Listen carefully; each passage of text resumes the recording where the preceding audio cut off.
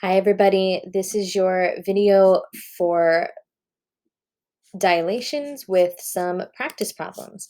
Okay, so I've got a couple of examples of practice problems here. We're going to actually draw some dilations, compute some scale factors, and do a couple of composite functions. Okay, so let's jump into it here. Right? So here in this first one, this is asking us to draw a dilation of this figure using the scale factor of 2. Okay, so in order to do that, the first thing I need to do is figure out what all of these coordinate points are, A, B, and C. So point A is the point 1, 1. B is the point 2, negative 1. And C is the point negative 2, 0. So in order to figure out where my new points are, I need to take all of these values and multiply them by 2. Okay, so when I do that, I have that A prime, so my new A value is 2, 2, right? 'Cause 1 times 2 is 2, right? B prime is 4, negative 2, right? Because 2 times 2 is 4. Negative 1 times 2 is negative 2. And then C prime is negative 4, 0. Okay, so let's plot those new values.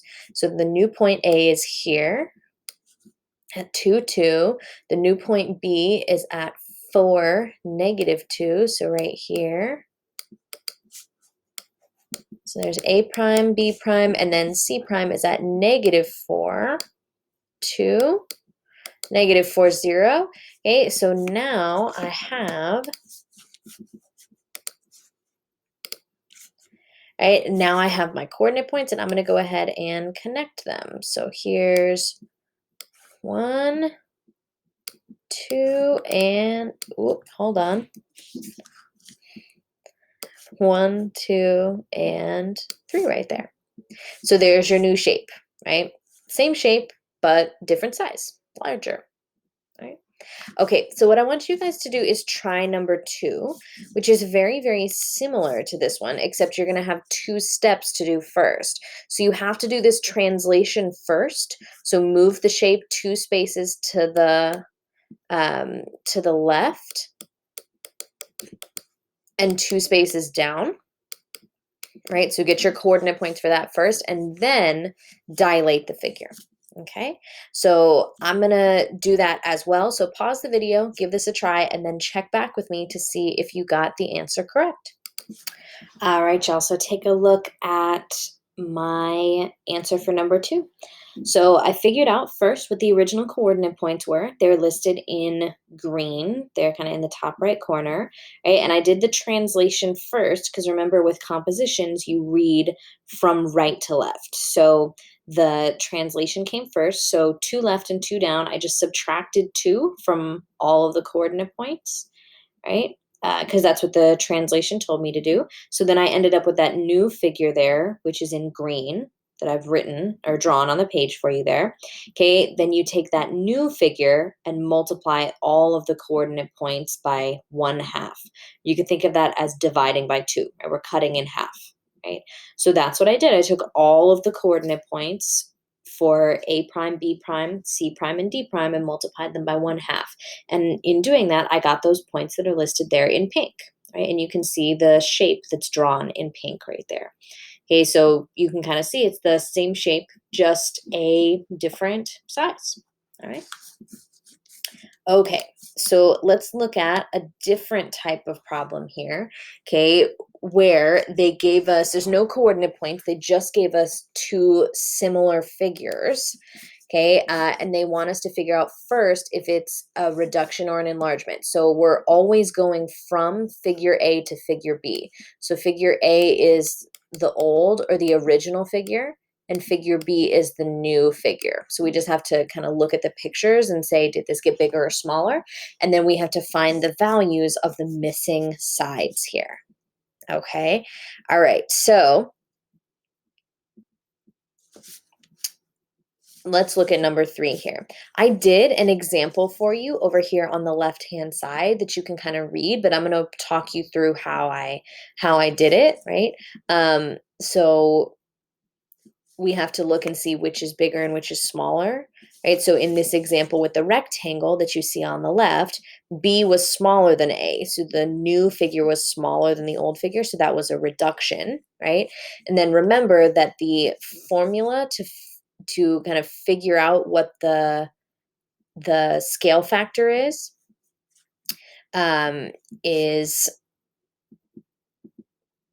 the original times the scale factor gives you the new value.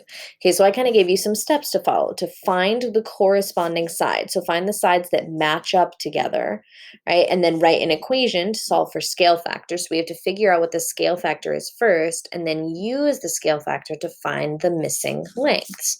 Okay, so I'm going to show you a couple of different ways to do this. You can see one way that I did here on the left, but I'm going to show you another way that deals with doing some cross multiplication with some fractions. Okay, so for this first one, right, I have to figure out which sides match up first. Okay, so this obviously is an enlargement, right, because going from A to B is larger, right? So the new one is bigger than the old one, so that's an enlargement. Okay, then I need to pair up my sides here. So 7 goes with 14. Okay, 10 goes with N down here, right? And 8 goes with M. Okay, so I'm going to show you how to find the scale factor. Okay, so remember my scale factor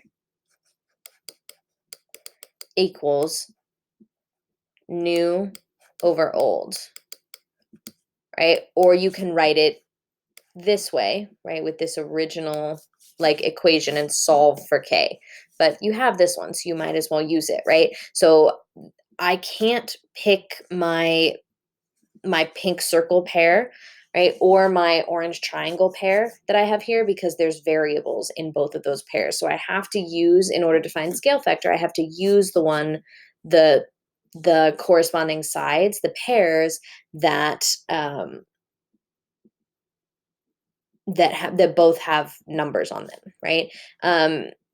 Now, you may have noticed that throughout all of this, we've been dealing really only with sides and not with angles, okay? And the reason that we're dealing with sides and not angles is because in similar figures, the angles are all going to stay the same because that's how we keep the same shape, right? That's what keeps the shape intact.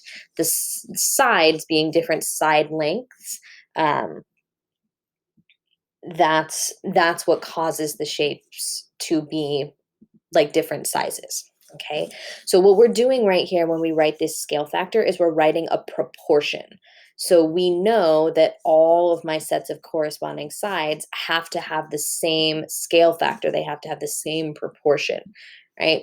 So let's plug those values in here. So I have K equals new, which is 14, over old, which is 7. So 14 divided by 7 is 2. Okay, so my rule is I would take the old figures, right? I'm going to take the old side lengths, multiply them by 2, and that will give me the new values. Okay, all right, so that's what I have to do to figure out the length of side M and the length of side N. Okay, so I'm going to show you and do this just with side M, and then I'm going to show you a slightly different way to do this without having to solve for scale factor using side N down here. So if I want to find this one, side M, okay, I would do 8, that's the old one, times 2 equals the new one, which is M, right? And 8 times 2 is 16. So M is 16, right? So this is up here that I have written. Oops, hold on. Here, right? This method, this is like method 1. Okay, but I'm going to show you a slightly different method that you can also use. Okay, and so I'm going to use that to find the length of side n. So with method 2, you don't actually have to find the scale factor. Okay, and here's why. When we write the scale factor fraction, we know that no matter what, for the corresponding sides, the scale factor has to be the same for all three sets of sides. Right? All of the sides have to be in the same proportion, because if they weren't, they wouldn't be the same shape. Okay, so what I can do is I can write proportions or fractions like my scale factor fraction up here with all three of my sets of sides. Um, I want one of those sides to be like the scale factor fraction. So I'm basically going to rewrite the scale factor fraction, right? I want one of them to be all numbers, and then the other can have a variable in it. Okay. So for method 2, the way I'm going to do this is I'm going to write two fractions with two sets of corresponding sides. And I want to make sure I write them in the same order. So I'm going to keep my new divided by old here, right? But I'm going to keep it as a fraction rather than reducing it. So I have 14 over 7. That's one of my side proportions. My other side proportion where I want to solve for something is my pink circle one here, 10 and n. So this is n over 10, right? Notice that I did new over old for both fractions. That's very important. You have to do that. Otherwise, your equation will be all messed up, okay? And we know that these fractions have to be equal, okay? That's what the rule is for similar figures, right? You know that the shapes are similar if the proportions for the sides are the same, okay? So what I'm going to do now is I'm going to use cross multiplication, which in your middle school classes, you may have heard it called the butterfly, because when you draw these, the circles and the things that you actually multiply, it kind of looks like a butterfly. So I'm going to do 14 times 10 times 10, that has to equal 7 times n. Okay, so 14 times 10 is 140. 7 times n is 7n, and then I'm going to divide by 7 on both sides. Okay, so I get that n is equal to 20. Right, so that's like method 2.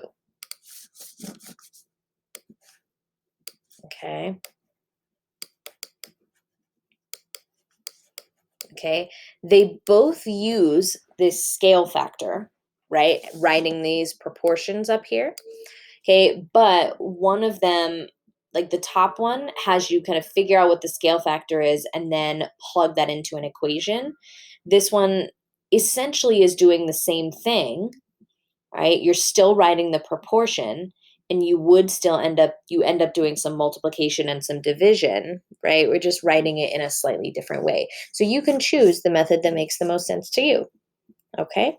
All right. So I want you to try number 4 here. So I'm going to pause the video, give number 4 a try, and then check back with me and we'll see how you did. All right, folks. So here is the answer to number 4. So this is a reduction. Remember, we're going from A to B. B is smaller. So this is a reduction. Okay. So I used method 1 here, the scale factor method.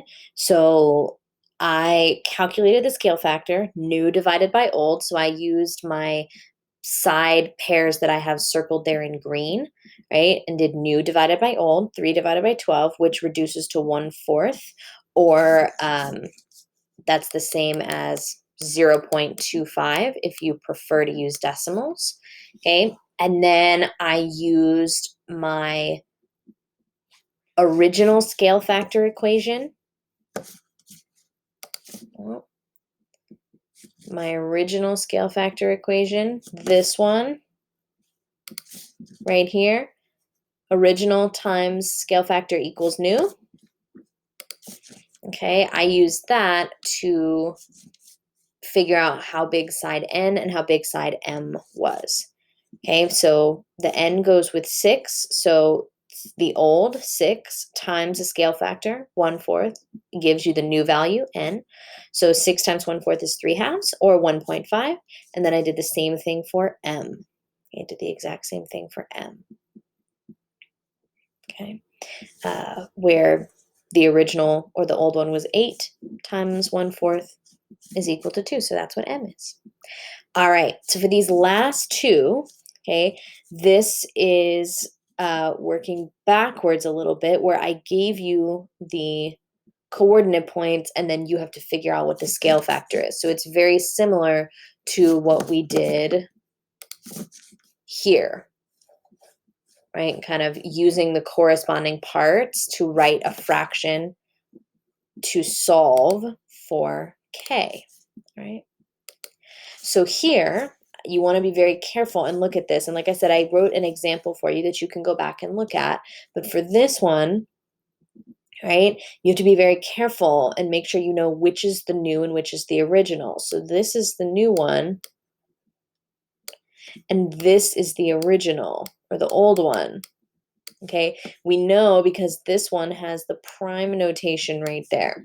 Okay, so if I want to find the scale factor, right, it's still new over old, right? But I don't have to do this with the whole coordinate point. I can just pick either the x or the y to play with, right? And write a fraction with those to figure out what the scale factor is, which is what I did up here, right? I solved it with the x coordinate to figured out what k was with the x coordinate and checked it with the y coordinate. You don't have to check it necessarily, but this is just a way you can see if you did your original calculation correct. So I'm going to use the x's here just because they're first, right? So I'm doing new over old. So my new x value was 3, and my original or my old x value was 1.5. So 3 divided by 1.5 is 2. So that's my scale factor. And we can look and see that it works for the y coordinates as well. Right? See right there? I can do it for the y coordinates as well. My new is 6 and my original was 3, which gives you 2. So scale factor, there it is. So my scale factor is 2. Okay. All right. Then I'm going to let you guys try this one on your own because I did an example like this in the notes video. So this is a composite function. So you have to complete this rotation, right, first, and then do the dilation. Okay, remember that the rule for this is a counterclockwise rotation. The rule here is you take your original point, x comma y, okay, you switch the sign, or you switch the order of your x and your y, so y comma x, okay, and then you change the sign of your first coordinate point there. Okay, so that will help you with this one. Right, so give this a try and then check back with me in just a sec to see how you did. All right, folks, so here is the answer for this question. So remember, this is a composite function, so I'm reading from right to left, so I need to do that rotation first, right? And I wrote the function out there for you to make it a little easier for you to do. Okay, so I'm taking that original point, 1, -3. I'm switching the order of my x and my y, so -3, 1, and then I'm changing the sign of my new first coordinate. So 1, -3 becomes +3, +1. Okay, and then I took that coordinate point, 3, 1, and I dilated it by 4. Remember that the scale factor is in the subscript of your vector notation. So I'm taking that coordinate point and multiplying both the x and the y by 4. So 3 times 4 is 12, and 1 times 4 is 4. So that is your final coordinate point. All right, you guys, so that is it for this video with dilations practice problems, and I will see you in the next one. Bye, everybody.